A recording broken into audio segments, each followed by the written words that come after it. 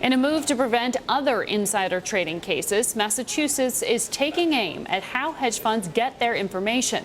Secretary of State William Galvin wants to regulate the so-called expert networks. Those are the firms that use workers with experience in certain fields to give context on news.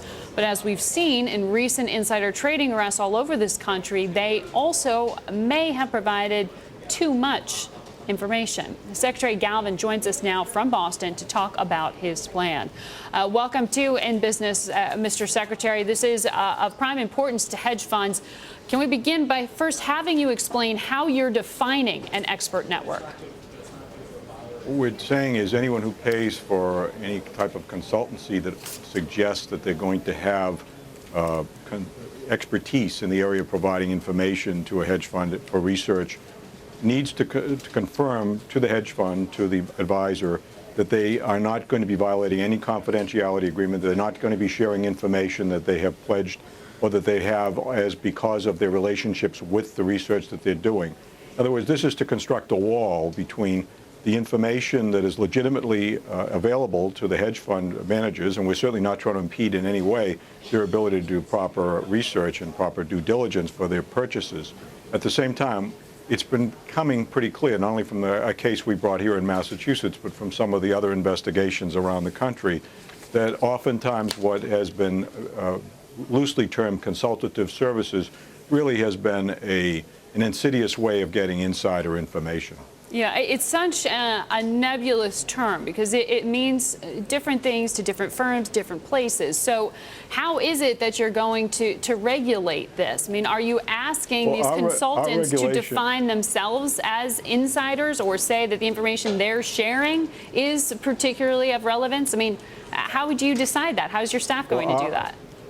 Well, no, our authority here is on the advisors, on the hedge funds. It's not on the consultative services. So we're placing the burden indeed on the hedge funds and the advisors who are soliciting the services and paying for the services to satisfy themselves that they're not getting this information. There's where our regulatory authority lies.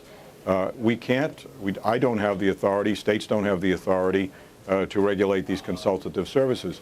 It's quite possible that the national regulators perhaps ought to be looking at this area, but so far they haven't done that, and the atmosphere right now doesn't suggest they're going to. But I do think it's important for the states, to the extent that we can, through the regulatory authority we have over the hedge funds and the advisors, to provide this additional assurance.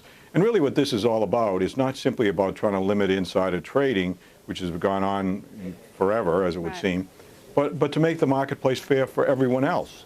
The real issue here is to make sure that the marketplace is fair, that those who are in hedge funds, those who are managing hedge funds, who are doing legitimately the job of trying to do due diligence to make investments, aren't experiencing an end run by others who are simply paying for information under the guise or the cover of consultative services. So that would mean for a hedge fund what? That they could not pay for the services of someone who currently serves at a firm or serves on the board of a company or participated in research? They could not pay for services unless they have that service provider certifying to them, that is to the hedge fund, and therefore reviewable by us, that they are not violating any confidentiality agreement. It's not so much what their relationships are. It is indeed the information they're gathering or giving and the information that might be protected by ongoing confidentiality agreements or insider information. It's the information that we're focused on, not so much the individuals.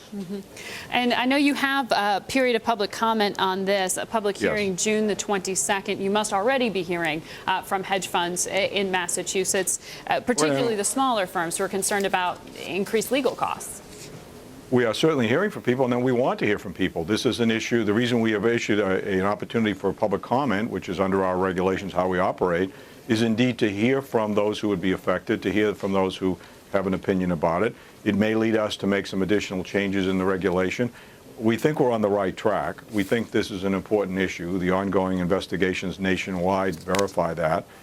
We think this is, again, about making sure the marketplace is fair to everyone else.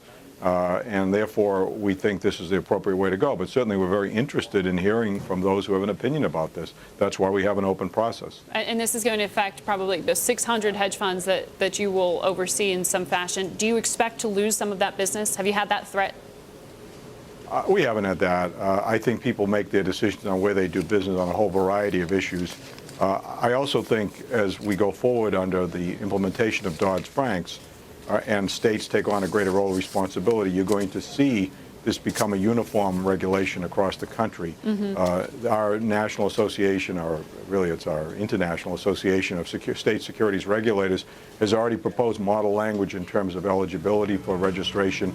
We take very seriously the new responsibilities we have under Dodd-Frank's. We intend to regulate it properly, and we think that other jurisdictions will do the same as they have in the past. There will be some effort at unity throughout the country, as there often is.